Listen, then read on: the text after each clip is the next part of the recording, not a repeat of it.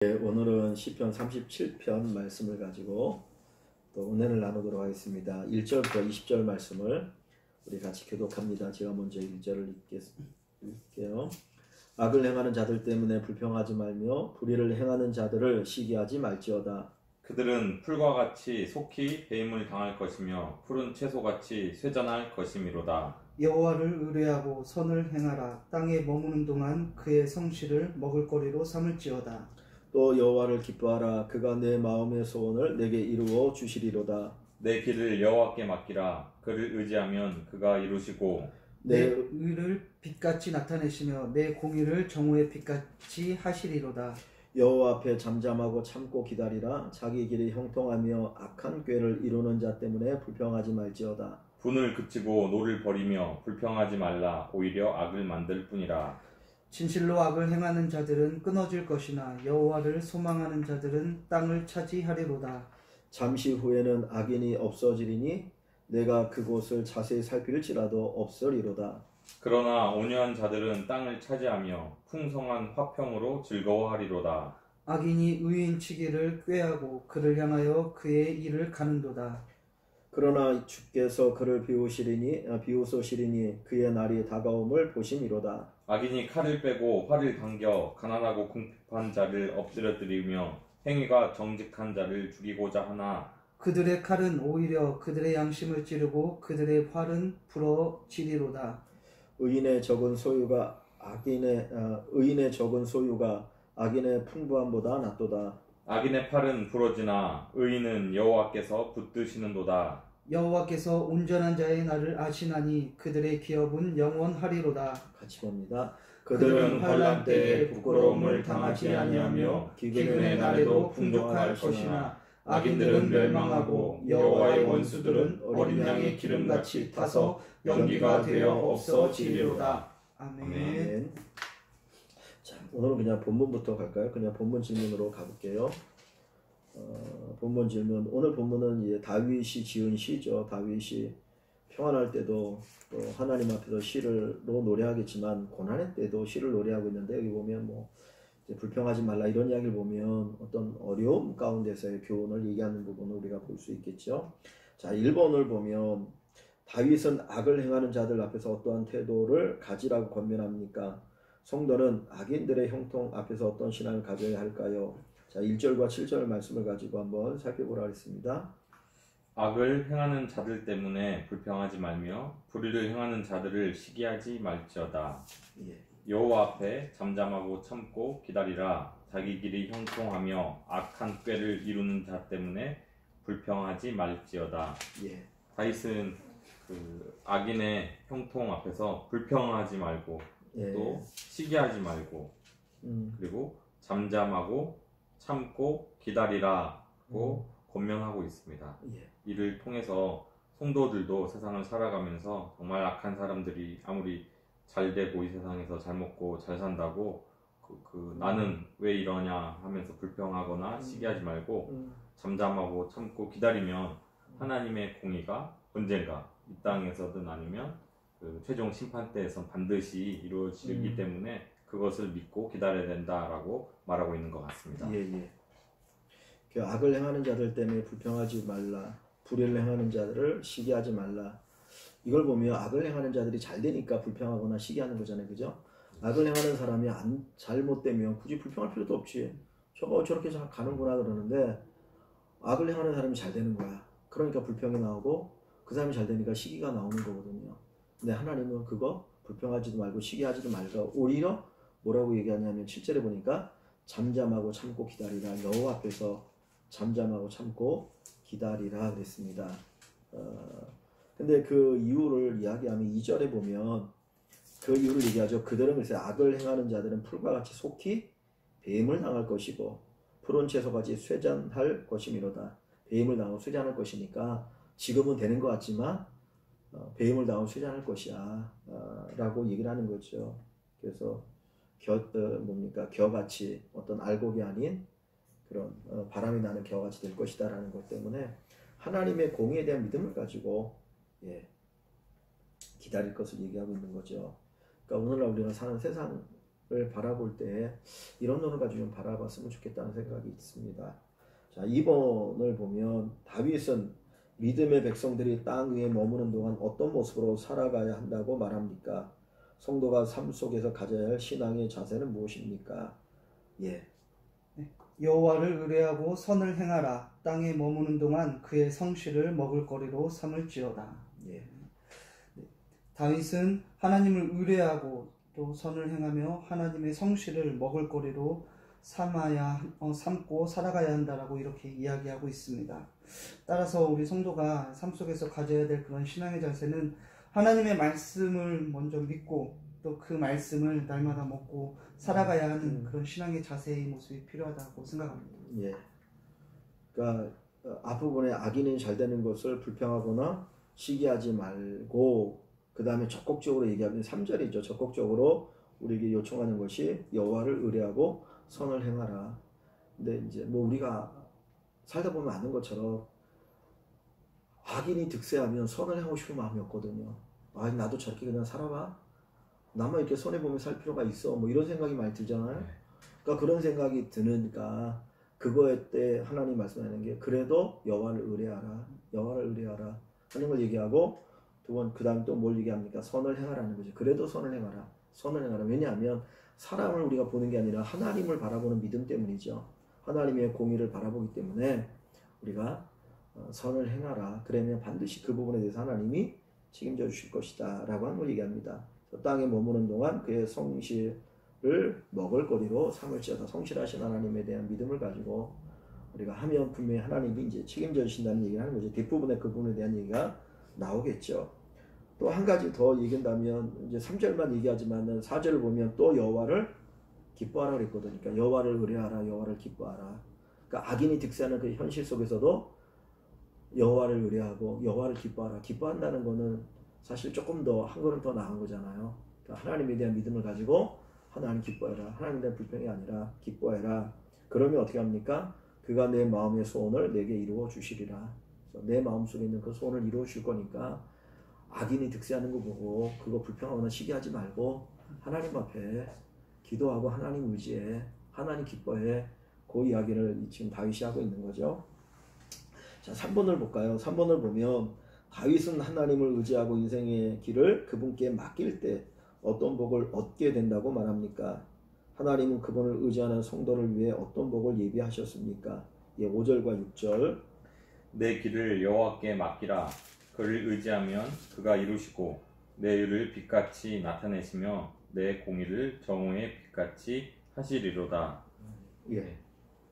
다윗은 5절 6절에서 그 인생의 길을 하나님께 맡길 때 하나님께서 그 길을 이루시고 또 그뿐만 아니고 그 하나님을 의지하는 자를 빛같이 또 정오의 빛같이 빛나게 하신다라고 얘기하고 있습니다. 이것을 봤을 때 하나님은 그분을 의지하는 또 그분의 자녀인 성도들을 정말 그 한 걸음 한 걸음 그 길도 이루시고 또 그가 이제 결국 이 빛이 하나님께 의지했을 때 그가 했던 그 모든 행동들이 하나님께서 옳음을 인정해 주시고 결국 그 정말 구원의 길로 인도해 주신다고 또 생각됩니다. 그것이 성도가 받는 하나님께 의지했을 때 받는 복인 것 같습니다. 예.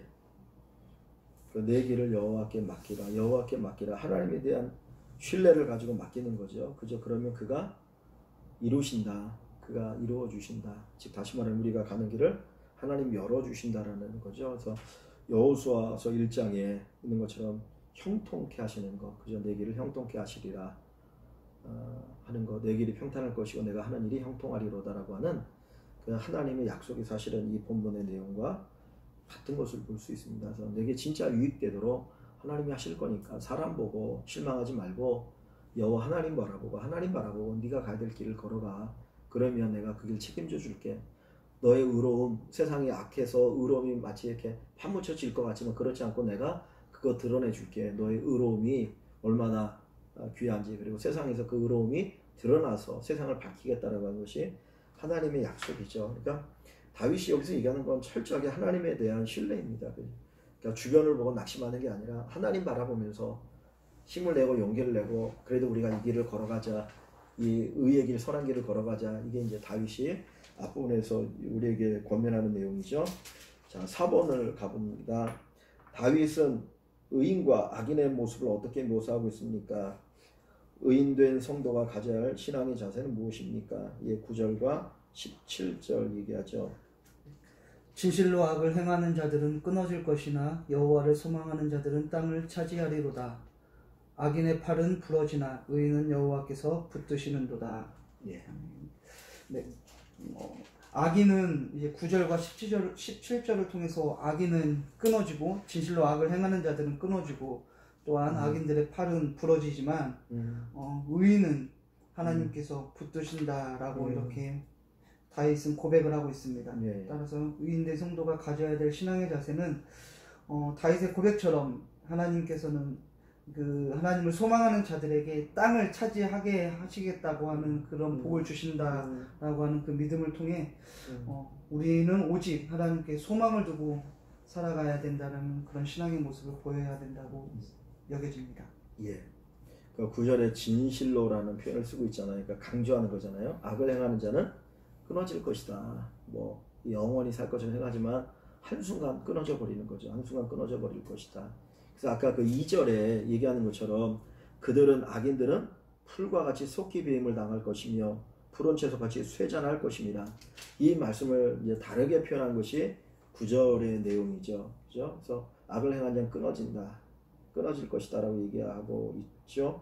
또 10 몇 절입니까? 17절에 악인의 팔은 부러지나니 그 악을 행하는 그 팔, 그거 결국 부러지어서 더 이상 악을 하지 못하도록 하나님께서 거기에 대해서 징계하신다라고 하는 내용이 여기에 이제 기록되어 있는 것을 우리가 볼 수 있습니다. 그래서 악인은 결국 바람에 나는 겨와 같다라고 하는 시편 1편에 그 의인은 시냇가 심은 나무처럼 번성할 것이고 악인은 바람에 나는 겨와 같이 날려갈 것이다. 하나님께서 거기에 대한 심판을 얘기하시는 것을 우리가 믿으면 좋겠어요. 그래서 세상 보고 그 어떤 세상 때문에 실망하는 것이 아니라 이 세상은 아직도 죄가 다스리는 세상이니까 죄가 다스리는 세상이니까 사단이 끊임없이 사람들을 유혹하고 그리고 그 거짓으로 또 이렇게 잘못 판단하게 만들어서 계속 뒤집게 만드는 세상이기 때문에 그냥 이것만 보면 우리가 안 되니까 그래서 하나님에 대한 믿음을 가지고 하나님께서 어떻게 보면 불쌍히 오셔서 기다리시는 건데 그 믿음을 가지고 이겨나가야 된다는 것을 생각하면 좋을 것 같고요. 자, 5번을 보면 다윗은 의인과 악인이 맞이하게 될 최종적 결과를 어떻게 표현하고 있습니까? 나는 마지막 때를 어떤 신앙으로 살아가야 할까요? 예, 18절과 20절. 여호와께서 온전한 자의 날을 아시나니 그들의 기업은 영원하리로다. 그들은 환난 때에 부끄러움을 당하지 아니하며 기근의 날에도 풍족할 것이나 악인들은 멸망하고 여호와의 원수들은 어린 양의 기름같이 타서 연기가 되어 없어지리로다. 예. 네, 18에서 20절에서 의인, 하나님을 의지하는 자들은 기업이 영원할 뿐만 아니고 환난 때에 부끄러움을 당하지 않게 되고 또 기근의 날에도 풍족하다라고 말씀하고 있습니다. 그와 반면에 악인은 결국 멸망하고 어린 양이 기름같이 타서 연기가 되어 없어진다라고 얘기하고 있습니다. 이 말씀은 이 마지막 때를 결국 의인과 악인이 어떻게 극명하게 대조를 보여주면서 되는지 결과를 알려주고 있는 것 같습니다. 그래서 정말 어떤 신앙으로 살아가야 될지 우리가 이 말씀을 보면 정말 하나님만 의지하면서 하나님이 주신 하나님 나라, 그 영원한 하나님 나라의 그 기업을 정말 소망하며 또 마지막 환난 때 우리를 부끄럽지 않게 하시고 모든 사람들이 여호와를 믿지 않는 사람들이 심판당할 때 우리를 풍족히 세우시는 그 하나님을 의지하면서 살아야겠다라고 생각이 듭니다. 예. 18절에 그들의 기업, 의인들의 기업은 영원하다는 말을 쓰죠. 영원하다.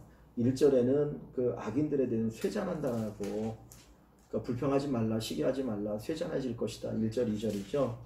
그 부분에서 얘기하자. 2절에 그들은 채소같이 쇠잔할 것이다. 어느 한순간에 그냥 사라지는 거죠.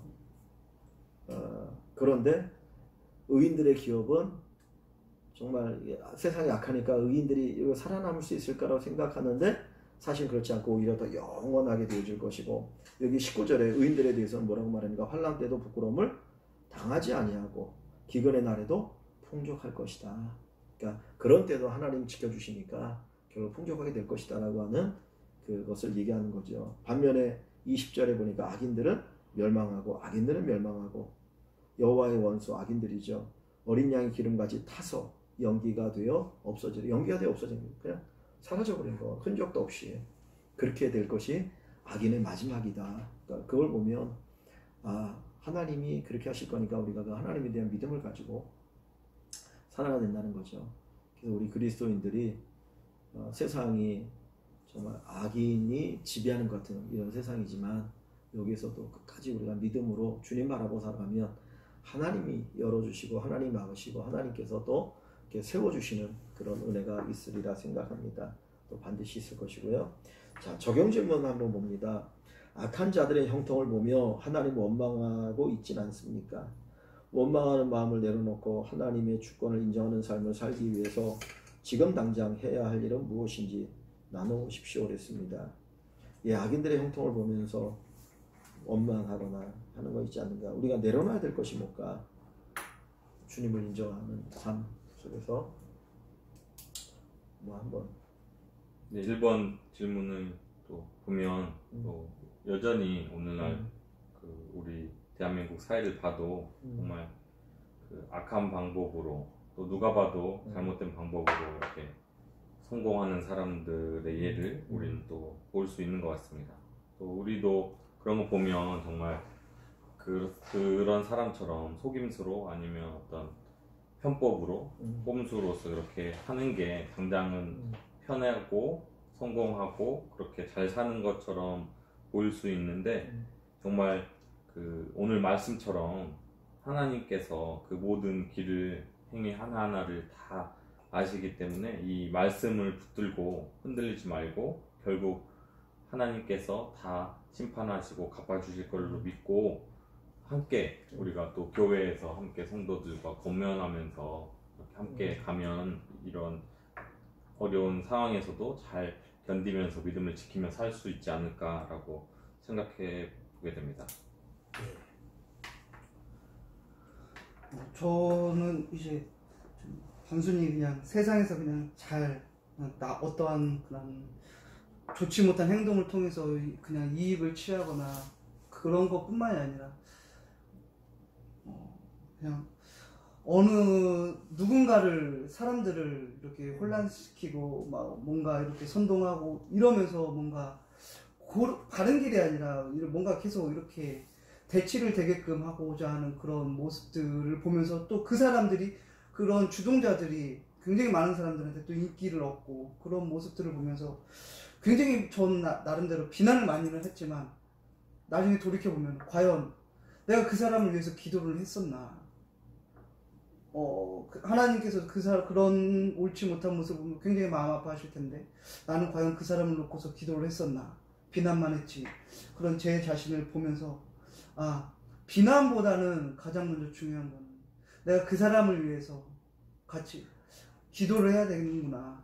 하나님은 그 사람을 보면서 아파하신 것처럼 나도 같이 아파하는 마음으로 기도를 하는, 먼저 그들을 위해서 기도할 수 있는 그런 삶이 필요하지 않을까, 그런 일들을 해야 되지 않을까 싶었습니다.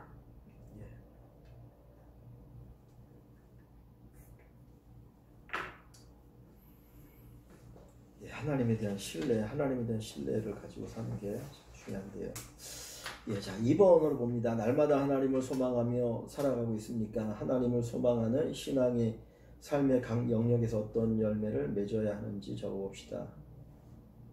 하나님을 소망하며 산다는 게 뭔가 그 질문인데,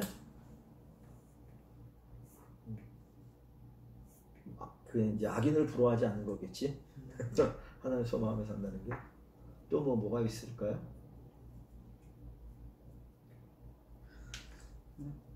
자족하는 거? 자족. 먹을 것과 입을 것이 있으니 자족하는 자족하면 복이 따르는데. 또 본문의 표현에서 4절에서도 나왔던 것처럼 하나님을 소망하며 산다는 것은 정말 하나님을 기뻐하는 삶, 하나님의 뜻대로 사는 것이 우리가 가장 복된 길이구나라고 믿고 그렇게 살아가면서 하나님을 기뻐하는 것이 하나님을 소망하는 삶이 아닐까라고 생각합니다. 하나님에 대한 신뢰가 있어야 하나님도 기뻐할 수 있고, 그러고 나면 또 세상을 바라보면서 또 그 속에서도 기뻐할 수 있겠지, 그죠? 하나님에 대한 분명한 신뢰가 제일 중요한 것 같아요. 내가 믿는 믿음이 하나님께서 선하신 분이다, 하나님께서 진실하신 분이다, 하나님 세상을 다스리신다라고 하는 요거에 대한 믿음이 있어야 기뻐할 수 있고, 그 다음에 정직하게 살아갈 수 있고, 그렇죠. 제일 중요한 게 하나님에 대한 어떤 믿음의 고백, 거기서 또 모든 것이 시작되는 것 같아요. 그래서 세상 사람은 뭐 너 자신을 알라, 이번에 무슨 뭐 저기 나훈아가 부른 뭐 테스 형인가 가지고 뭐 이런 저런 얘기하는데, 하나님은 아는 게 중요하죠. 예. 오늘 이 말씀을 가지고 우리 잠시 또 한 주간 살아가기 원하는데 잠깐 기도하고 마치겠습니다. 주님 감사합니다. 우리에게 새 은혜를 주시고 하나님 말씀을 알아가게 하시니 감사합니다. 또 저희들이 하나님 더욱더 의지하게 하시고 세상에 악인이 또 번성하는 것 그거 보고 우리가 불평하거나 시기하지 않게 하시고, 정말 살아계신 하나님, 공유로우신 하나님, 또 전능하신 하나님을 바라보면서 우리가 위로받게 하시고 하나님 앞에 정직하게 살아갈 때 주님이 책임져 주시는 것들을 또 저희들이 경험할 수 있도록 인도하여 주시옵소서. 감사합니다. 우리 온 성도들에게 은혜를 베풀어 주시기 원하고 예수님의 이름으로 기도합나이다. 아멘.